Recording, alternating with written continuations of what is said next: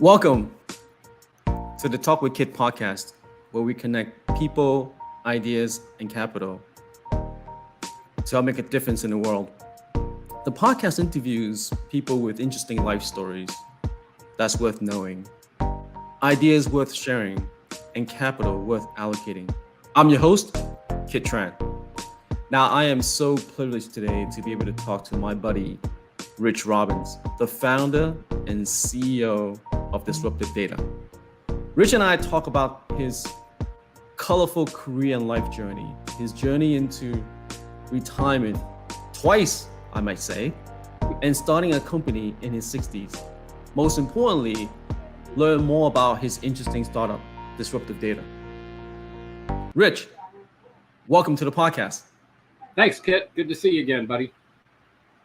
One of the things I start off with this podcast really talk about the journey and the history of how founders or how ideas originated.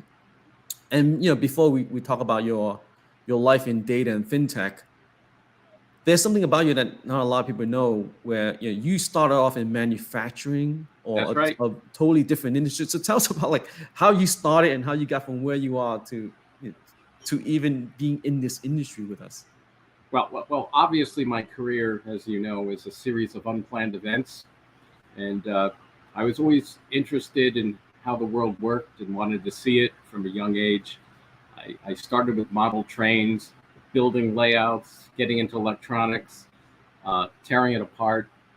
And then having done most every menial job you can think of and working my way through high school and then college, I happened to land a job in running a medical electronics warehouse, and they would give me as many hours as I wanted. And so I would repair defibrillators.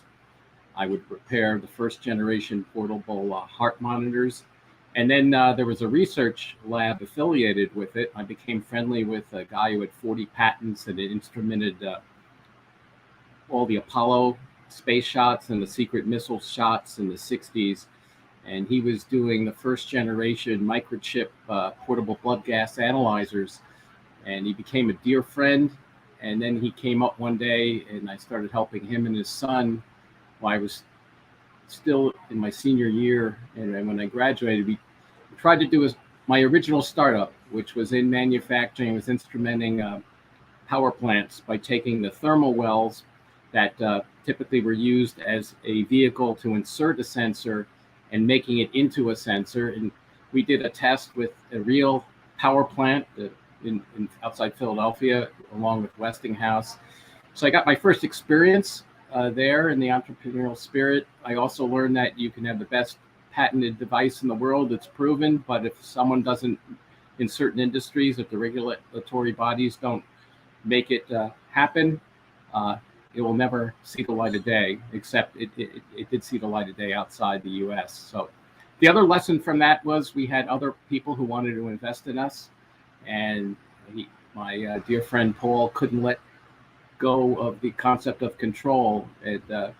We had a window, he didn't take it. So my philosophy on all these ventures that I've done subsequently is, 100% of nothing is nothing. You have to collaborate, share, work with outside investors, partners, and bring something to market.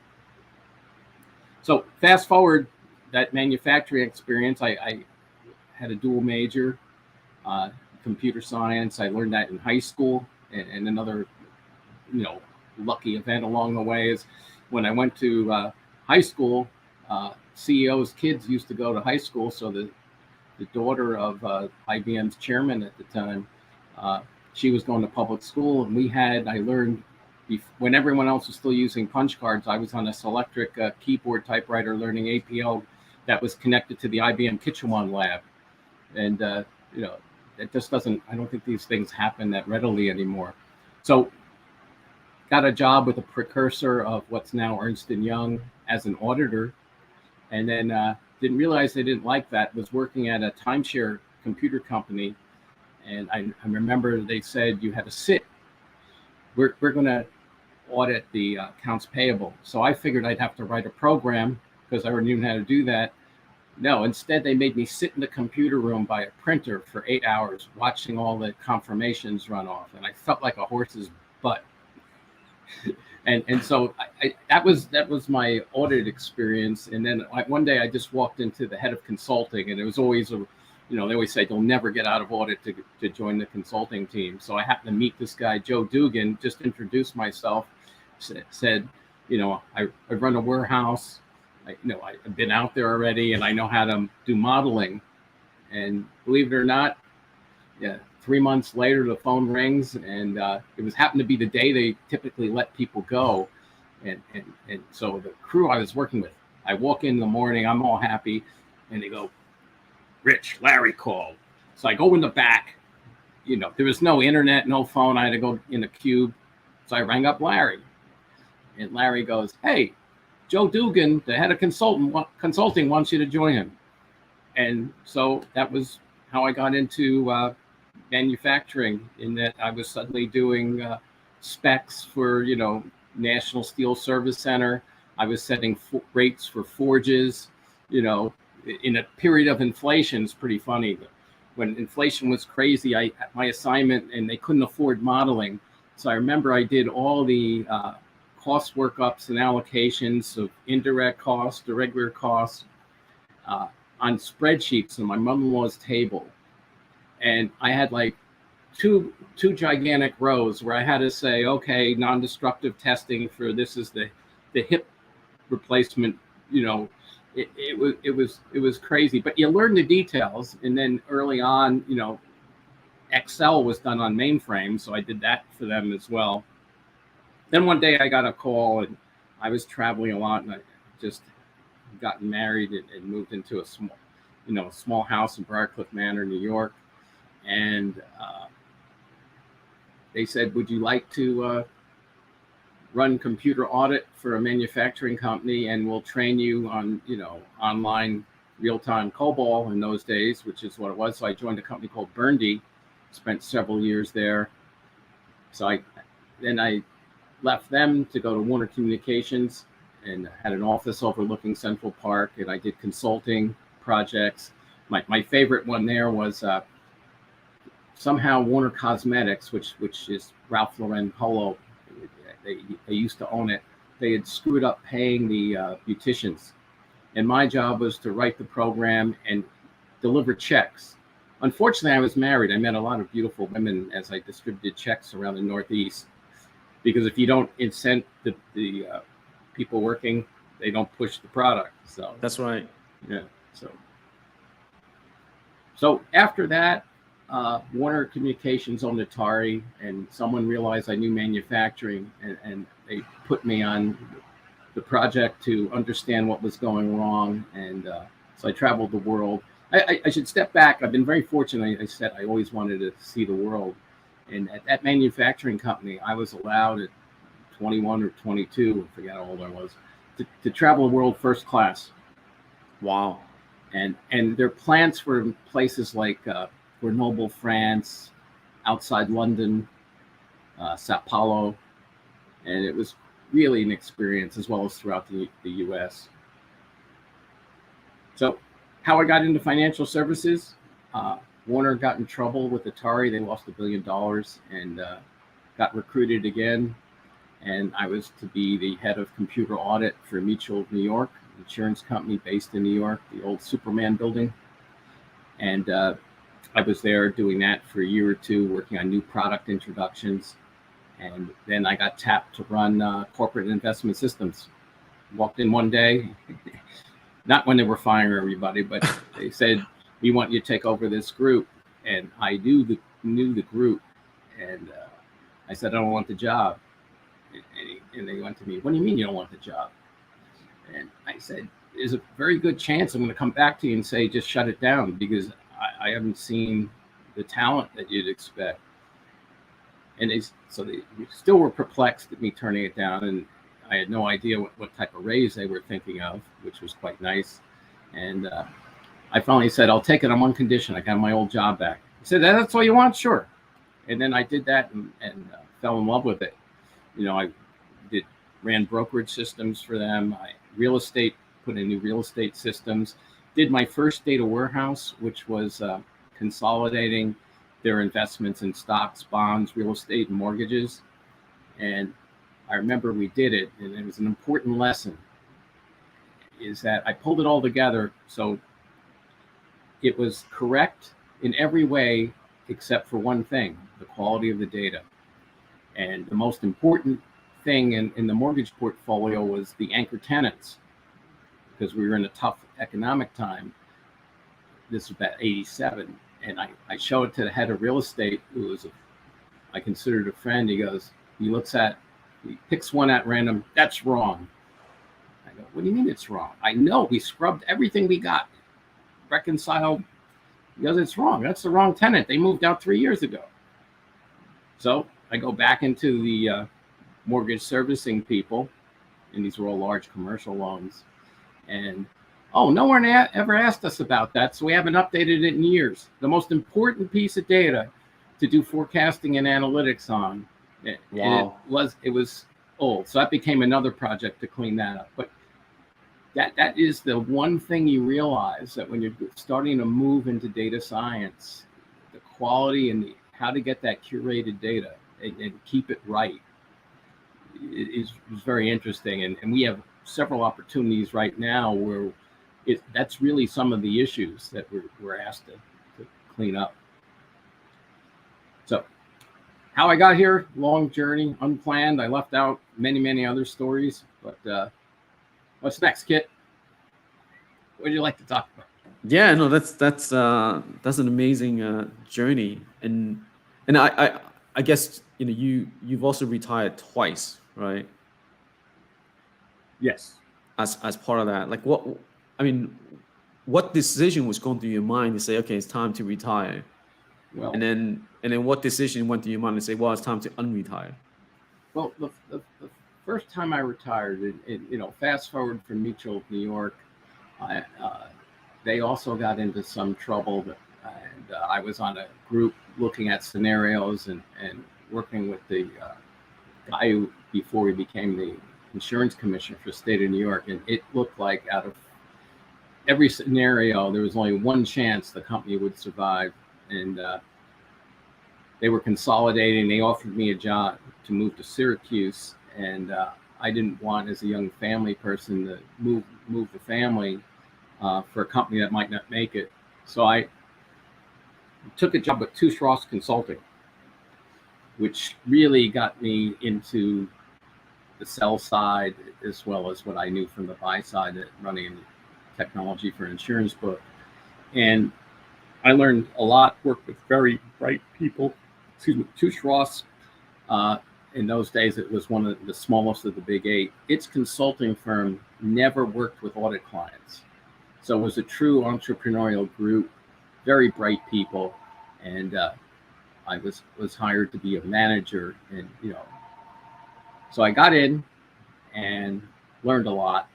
It was really a lot of fun, but it came at a price in that I wasn't home very much. And then they merged with Deloitte, Haskins and Sells, and that went from being a small entrepreneurial culture to a large one.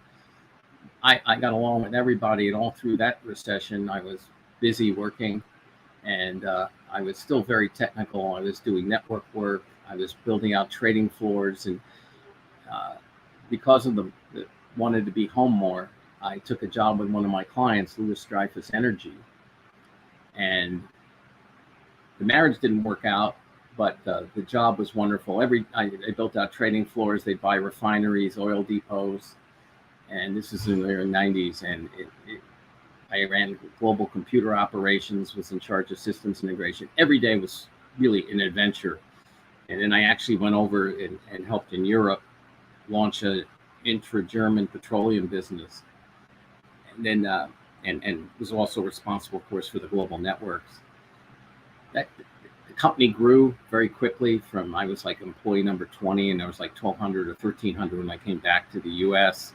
And I've heard this from expats who work in firms. It's very hard to go back again. And you were one too. You have, a lot of autonomy, That's authority. right. You get stuff done, and there's very little bureaucracy. And then you come back and it's like, I didn't even recognize the place. So one day out of the blue, and this is again a continuation of my unplanned career, one of the guys I met at Ross Consulting, and I had worked on only 1 or 2 projects with him, said, I'm looking for a guy to run Citigroup's spinning out and a leverage buyout, their domestic asset management business. And Adam Schneider said, hey, do you know anybody? I go, yeah, me. So out of commodities and back into running technology, and what grew quickly to become a $40 billion in the early 90s firm. So we're still on the road to how, I didn't forget the question, how I'm going to get to why I retired. So leverage buyout means you run lean and mean. I had 5 people doing the work, supporting a venture capital unit, as well as equity and fixed income. And I was responsible in technology. We also did a move. I wired a data center, literally. My cousin of mine was in the electricians union, and I became very friendly with most of the guys. And they were so tired of the overtime. They said one weekend, do whatever the heck you want. So I bought all manufactured cables, and my guys and me, we wired a whole data center.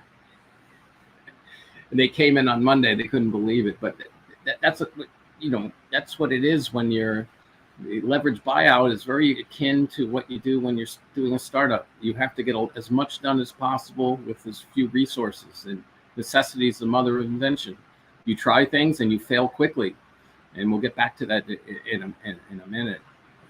I know you and I talked about that a bit earlier. So I'm at Chancellor. Capital Management is what the Citigroup unit was renamed. And another interesting coincidence, when it was part of Citi, you could only have custody at Citi, which meant it could only be Citi clients. And in your independent manager, you work with your client's custodians. So we outsourced to Mellon Bank, and that's going to be an important thing in the evolution of my journey. Went very well. I took care of everything, with my colleague Joanna and Adam, wonderful lady. And, we put in a portfolio trading system. The CEO demanded that it was the Marin system that later became McGregor. And we put it in, and basically the CEO taught himself with us, and he went around to all the people who didn't want to touch a computer in those days.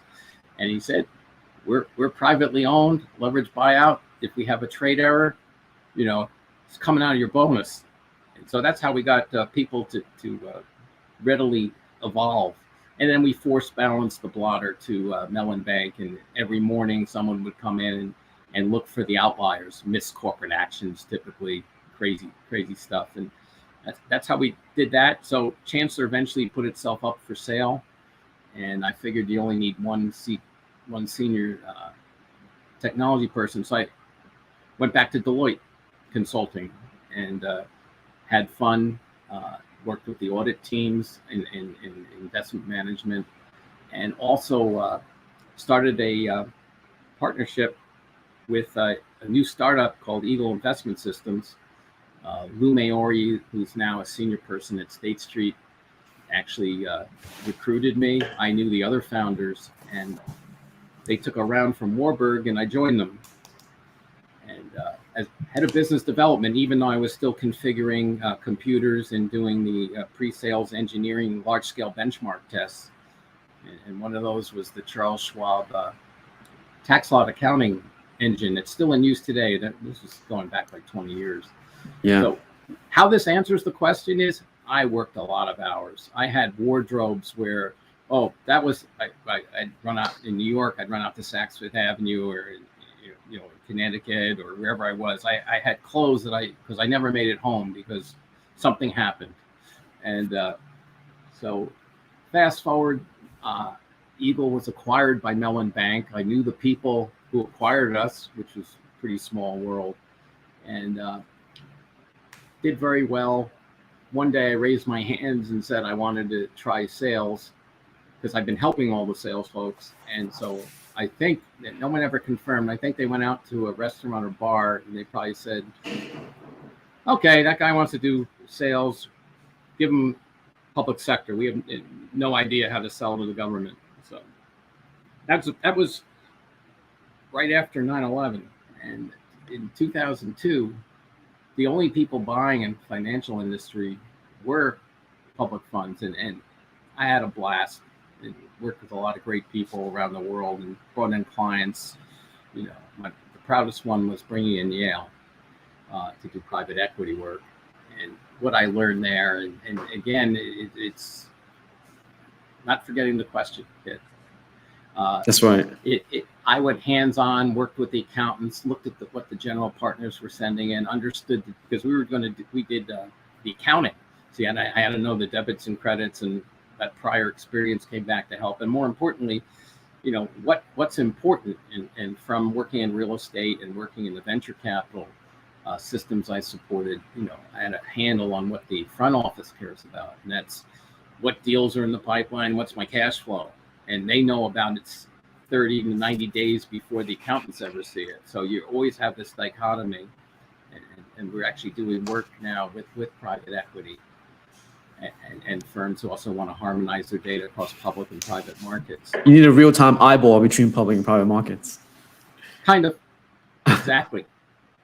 What's my cash? And the front office knows way before the accountants do. So you have to let them know. And in between starting Disruptiv Data, I had the pleasure of, and after Eagle, I joined IHS Markit where we met, and the Cadis product that was started by Stuart Plain. So the first retirement came about because I did well when Mellon acquired us, but I had the chance to participate in an executive non-401k savings plan, and I put everything I had in it. It was very attractive. In 2008, because I don't know, I market time. I saw what was coming. I couldn't understand it. People I respected. I happened to ride the train with the guy from Moody's, and I started looking at the structured products. You know, how this tranche and all this, what I subsequently believed to be some garbage, how it could be AAA. So one day, this was September 2008, and I've been working my butt off for decades at this point. And I looked at the balance. I realized I was a general creditor of now, not Mellon, which was clean on mortgages, but BNY Mellon, who I knew was involved in mortgages, didn't know how much or why. And I said, I put in for retirement. And I took a year off, traveled the world. I enjoyed it, was never bored a single day, took up golf. Nice. I caddied, but not played forever. So that was retirement one. And then John Leonard, who's now the CEO of FundGuard, another startup in the accounting space, he was the CEO of Eagle. He called me back. I started doing part-time work. I wanted my Mondays and Fridays off. And then started working on some new product directions around analytics and derivatives. And so I came back full-time. But it was part of a larger entity now, and it wasn't moving as fast as I'd like. So I joined Markit before the IHS merger and got to meet Stuart Plain and Rob Weber, and then sold in the West Coast Markit EDM for 4 years. Retired yet again. Had a golf house in Arizona. A lot of fun things to do, traveling again. And then when I was at Eagle, we had done an OEM deal with MicroStrategy, and I had hired Hexaware and a guy named Ravi Kiran Dharmavaram. And we became friends, talked about once a year. He came and visited me in Scottsdale. He tracked me down, and he came in and showed me what he was doing in open source and in healthcare, where he had built a practice. He had left TCS and Capgemini, started a firm called Exafluence. And I thought about it, didn't understand what he was talking about, but I did, from research, learn the power of open source and how, you know, always working with legacy software and selling expensive licenses, what was possible with Python and open source and I was hooked. So I came back and joined Exafluence. But while I was thinking of doing that, I did work with Stuart Plain and the guys who started Matrix, helped them launch in the US as a consultant, also helped some other companies as consultants that in 2018, 19, and was having a lot of fun. I had all my weekends, and then I decided to jump back in with Nice. Exafluence and worked there, helping Ravi. And then I still had the bug to really go back to investment management. And fast forward to Disruptiv Data, and we have a data model that works on Snowflake. I saw Snowflake gaining traction as because of their data cloud, which eliminates a lot of the frustration I saw. I sold, enterprise data management, and the time it took in money to go live, to do simple things like just scrub a security master, let alone think about products and strategies. You were talking large amounts of money, large amount of resources. And I always thought there had to be a better way.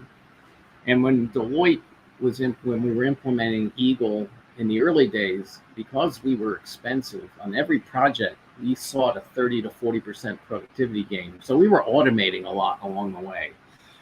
And what I saw with open source was a way to empower business analysts to quickly onboard clients, customers, systems. And if I had a data model, which is what market really didn't have, that was built for the front office, the analytics that you need to support, I thought that would be a game changer. So reached out to Snowflake. We started talking to them. My colleagues and I, we had a data model that we had built over the years and used previously on different consulting assignments. And that's my partner in Disruptiv Data, Jake Dunat. And he brings that along with the other folks we have on the team. So we had this asset. We really weren't doing anything except talking about it. And then so I reached out to Snowflake, and it turns out they were starting, Matt Glickman and Tom Gray, we met early on there. And they came to us and said, listen, there's all these tier 2 and tier 3 managers who don't have the technology staff. We have this data cloud. We can make it easy to ingest all these exogenous data sets, from ESG scores and measures from multiple vendors. And they don't have the capability to get live quickly. Would you be interested in doing something? And Snowflake, as you know, Kit, their differentiator is this data cloud where I in financial services can get just about any data presented to me that looks like a table ready for integration. And the vendor could be on Azure, I could be in AWS, and it just doesn't matter. They take care of everything for you. And they don't charge up front, which is different than a traditional software license. And they said, can you work on a consumption model? And the answer was absolutely, it makes sense. So no long-term contracts. And they introduced in June their Snowflake native app marketplace. And we were one of the first 5 or 6 software vendors in the world to be on it. And we were out in Las Vegas this June to do the announcement and started to go to market with Snowflake, with Disruptiv Data. And then Exafluence, while I was there, and I'm still an advisor, I saw them build, operate, and manage the technology stack for 4 other startups. And I decided that early on, with our limited resources, I didn't want to take on the technology risk. So I just hired Ravi to help. And that's been going really well. And so with Snowflake, we quickly built integration with them. We have a demo stream. They acquired Streamlit along the way. They suggested why we're working with them to use it. It's a Python UI tool that works really well. So we built a demo and we launched Disruptiv Data concurrent with the Snowflake native app marketplace release. And I've never been busier in the summer. It's August, and as I told you, I started at 7:30 this morning. It's all good. Yeah. I mean, how powerful has the advance in technology over the last 20 years that allow you to launch Disruptiv Data? Well, I look at open source as a revolution, and it's basically you can acquire pre-built bits of code, and if you have smart folks, and the Exafluence folks assigned to me are really, really sharp. They're young, but they're some of the brightest people I've ever worked with. And not only do they understand Python and technology and how to scale from an enterprise version, but they've learned enough about financial services. They know the difference between a stock and a bond. Our head of innovation is brilliant. He went and he's getting his MBA while he's still doing everything we have on computer science and data science. And so I've a solid team behind me. And for other entrepreneurs starting up, if you can find the right partner to help you get to market faster and then react to larger clients and their demands, it's a smart way to go. And so that's worked out really well.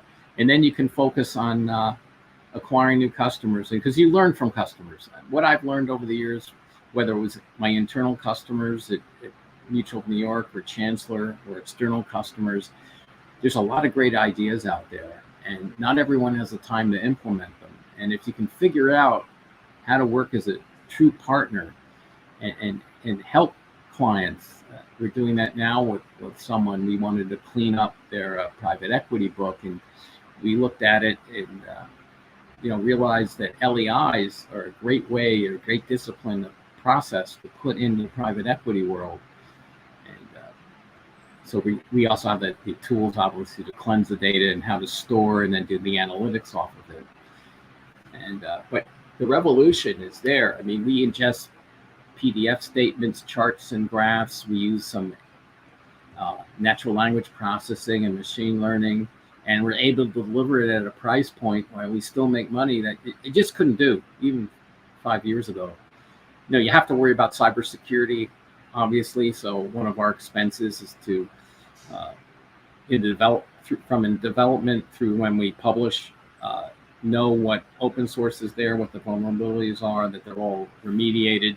You have to have game on with cybersecurity to utilize open source properly. You have to understand the licenses so you don't run afoul. But it's a game changer. We let proposals out, and in quick. It's the speed to market, and also the quality of what you get, and the ability. In the legacy tools, if I needed robust logging for regulatory purposes, or just to troubleshoot, large records, I couldn't do it. If I turned it on, the system would crawl. Now you can have immense logging capabilities with all these object stores, offered by Azure and AWS and Google, and you can do it at a fraction of the price from when I used to, run, data centers. But and you get resiliency and redundancy that you couldn't easily do. And what is your view on the most important job of a CEO, especially of a startup? You have to be involved in selling. You can't outsource selling. You can outsource, not really outsource, you can partner on your technology, but you have to be game on with your initial customers, and getting those first customers is really a tough road. And then you constantly have to find and look for the wave to ride. If you're banging your head against the wall, you probably don't have the right messaging, or you're not in the right space. So, with Snowflake, we know we're in the right space. We're getting conversations, and we're getting pulled into the things that we're good at. And, if it comes naturally, that's what you got to go with your gut and run with it. And you got to invest. I mean, to get to what you need, once you realize you're getting close to niche, you got to spend your money. And in a startup, that's always a constraint. So good people, being very focused and getting the job done, you have to do it. I mean, yeah, I'm in my 60s with a startup, but working with younger folks, getting out there and meeting customers again, now that COVID's receded a bit, or is not as restrictive, it's just a lot of fun. But my career goal now, as you and I talked, is, is to see this off the ground and then hand it off to someone, and then go back to being an advisor, having my long weekends. So. And how important is, and you and I touched on this because your career, as you mentioned, is like a series of unexpected events, but the commonality seems to be is really your passion, and you're really a hands-on person. You just love like the concept of building and creating. Like It, it's how important is that? it well, for me, what drives me is solving puzzles to make things better, and learning constantly. What as you and I have talked, I do all my own home maintenance. I still fix cars. It's a hobby that I enjoy, but it's the same thing when you're building software. I know whereas at home I'll tackle any plumbing project you throw at me. When it comes to coding, I can read the code, but I'm not very good at writing it. I don't care where you click submit button. I never did. I care about the end-to-end solution. And that's the key in what we're doing at Disruptiv Data, is automating the pipelines, letting the people who know the business with codeless tools set up these pipelines. And then, when I was running the technology, I have to do the board reports or management reports. The KPIs were always, in Excel. We grabbed all that now. And then I worked with the data governance startup that was successful. I also was an investor in, didn't even mention that today. And the key thing there was get advice from other successful people who have also learned lessons. It's the rare person who's had a clear ride without having their head kicked in a couple of times, or something going wrong, or things going off the rails. So, surrounding myself with folks I've met along the way who are successful. They have different skill sets than me, and using them as a sounding board. You absolutely need that. And with another startup I worked on that was very heavy tech in CI/CD pipelines, which is all open source, and Docker, more from a control perspective and automation for tier 2s and tier 3s. I had the luxury of working with Ty in Boston as part of their cohort program. And I learned a lot. You've got to stay focused. You've got to stay focused on sales, worrying about your capital plan. But happy clients, you got to invest in them. The first ones in get extremely lucrative deals. You're not really worried about profit as much as getting where you want to be. The profits will come. And that's our philosophy at Disruptiv Data. Get the best people you can, subject matter experts we have, and that's what makes, I think, Disruptiv Data unique. We've got industry seasoned pros coupled with the latest technology, and the goal is help our clients do more with quite a bit less expense. Yeah, and you raise a good point. I want to plug this podcast. That's the reason why I launched this podcast, so that these types of conversation empowers individuals or startup founders that are going down this journey to really learn and share with each other, right? Conversation like this becomes so critical. Yeah, and going back to my poor friend Paul, who didn't die very well. He had no money, lots of debts. You have to share the capital, and our advisors, I'm giving capital out. I can't afford to pay them, but if they believe in you, they'll help you, and some people don't even want to take it, depending where they are. They're prohibited, but it's invaluable, and that's what made Data 360, which was acquired by Infogix years ago, successful. It was the advisory board, and that's what we're seeking to do right now with Disruptiv Data, and good partnerships. There's lots of technical partnerships, but there's ones that are better than others, and in Snowflake, we have a great partner. I still have to generate the leads in business, but when we have opportunities, we work together. They mentioned us, they're helping us, and we help them back. And then I have other relationships that also, built on trust over the years. So your network and your trust is important. And I can't emphasize that enough. Treat every customer as if you can have 2 or 3 more transactions with them wherever they go. That means sometimes you got to fall on your sword.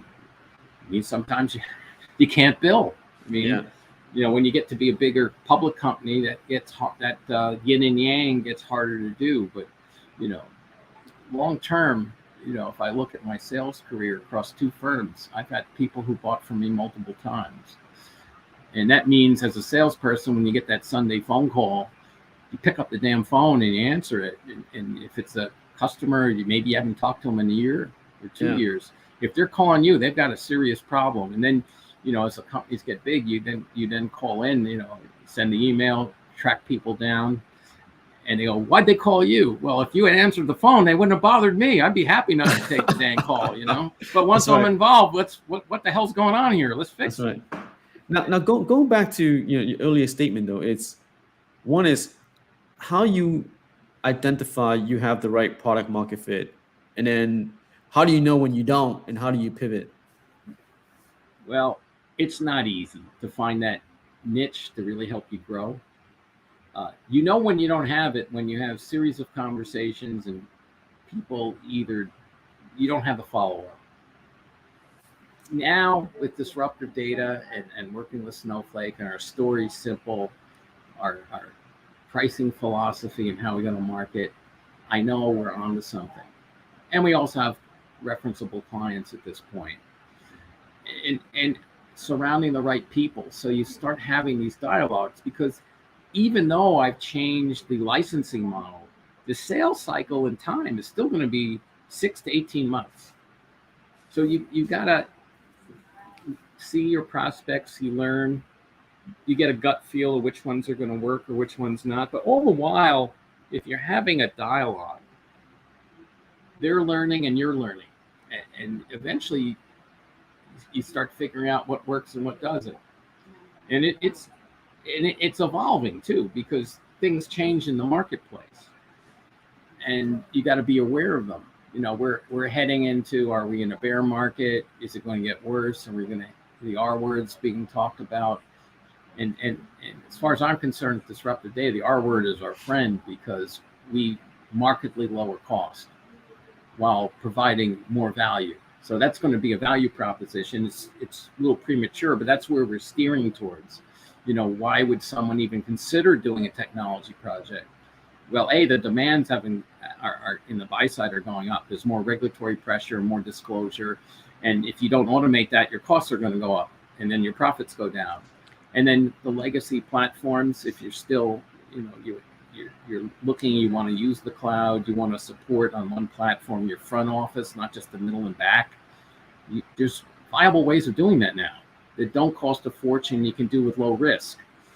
So that's where we steered the ship, to be honest. And we can hit anyone in the spectrum. It can just be a tactical solution like ingesting manager statements, working at ESG integration, and just using a part of our model with our no-code tools. But that's what we're seeing right now. Hope I answered that question. No, you did indeed. And then lastly is it's stressful to launch and run a startup. Like how do you manage all the stress? I pull my hair out a little more every day. There are really low periods, and then there's really highs, and you got to always wake up with a positive attitude that no matter what happens today, if I learn from it, it'll help me on my next pursuit if I'm putting my sales hat on. Or what can thrill me sometimes is just seeing some new code that we've done to, the other day we just saw, cross-referencing, and you and I were talking about this. Cross-referencing is so important in financial service because there's so many disparate data sources. And, you want to onboard a new source, you have to open up a request, technology has to get to it. It can take months in some places, and rightfully so. Everyone's busy.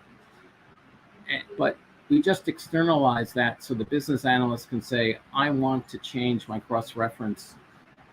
So I'm bringing a new source. I want to integrate my account master or client master with the new CRM system. They can pick and choose what they want. We've externalized that. So that's a high day. It's different than, oh gosh, we have a major demo or we have a deliverable and it's not working right, it's not scaling, what are we going to do, right? Those are the low points. But if you have a solid team, they usually figure it out. And then sometimes they just blow you away with what they're able to accomplish. And a lot of that's the open source with smart people now. We did one thing, we ingested 65 million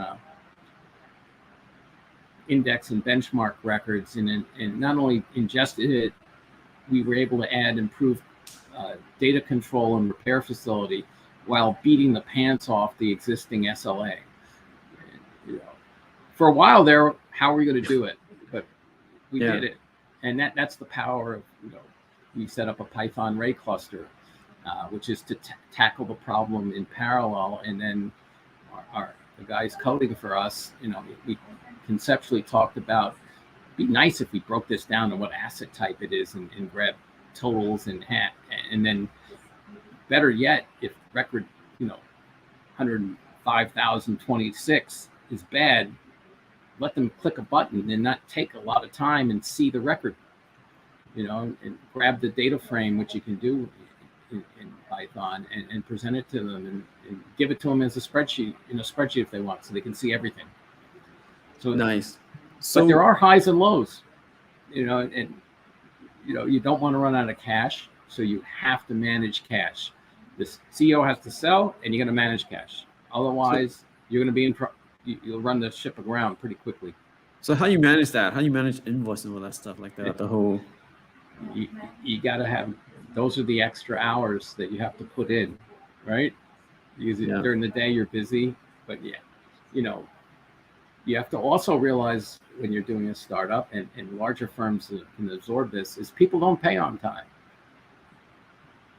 It's just how it works. That's you're right. Counting on a tight 30-day net 30, and you think you're ever going to get the 1% penalty if they're late, you can toss that out the window. So we plan on, you have to plan on 90-day receivables, but in the meantime, you have to pay your staff. That's a liability that you have to make out. So one of the things that you have to have is, you have to have the ability to tap some working capital only for receivables. You should never be tapping financing for anything but that. It's a good rule. Don't spend more than you have. But if you have periods where you're waiting for the invoices to get paid, you have to do something. And you have to always plan for that. There's a lag. Figure 90 days. Yeah. So lastly is, if someone wants to learn more about Disruptiv Data, or they want to reach out to you, like what type of problems you can help them solve into, how do they find you? Well, we're at disruptivdata.com, and that's with disruptive without an E. It's got pretty much the whole story. It's got our phone numbers. It's a beautiful website, by the way. I wonder who built it. Well, you know the answer to that. Yeah. It's another necessity, some other invention. Yeah. With GoDaddy, a great partner to give you, we were able to build the whole website, and I did it myself. Yeah. And it gives you an idea of what's possible when you want to do something. The generic tool can do a lot for you. I found only really one bug, and everything else worked like a champ. Nice. So disruptivdata.com. And what type of firm should reach out to you? Well, we're focused on the buy side, solving buy side data problems with an out of the box model that we can use to just as a reference if we're looking at your data architecture and how to migrate you forward from our services hat. And then from a product perspective, the actual data models on the Snowflake marketplace, and we can share it with you if you have a Snowflake account, and then you're up and running. And we have all the people to help you on extremely favorable rates. Everything can be billed through Snowflake. Another great part of being on the Snowflake, I call it their app store, they call it their data cloud marketplace. And just to make things easy to do business with, no long-term contracts, Nice. And again, the whole reason we started this was to simplify the process for managing your enterprise data, whether you're a tiny manager or you're a large one, we can help in many ways, from turnkey all the way to just working on a project with you. Great. Thank you so much, Rich, for being here today. Appreciate it. And thanks for including me. And, we met at Market. You always were thinking ahead, and hopefully we'll collaborate on in some spark of an idea. Yeah, I definitely look forward to that. Definitely. So for the audience that's been on the whole time, I want to say thank you for listening. Yes. Starting your own company is never easy. And the goal for us with this podcast is to really have a mindset of share it all and learn it all. And so whether you're starting a company, you want to share your experience with the audience, happy for you to be on. If you're a capital allocator that are looking to track startups into your fund or into your angel network, be on, have a chat, have a conversation. I welcome the invite. And if you really like the podcast and you like what you've heard so far, please do like and follow.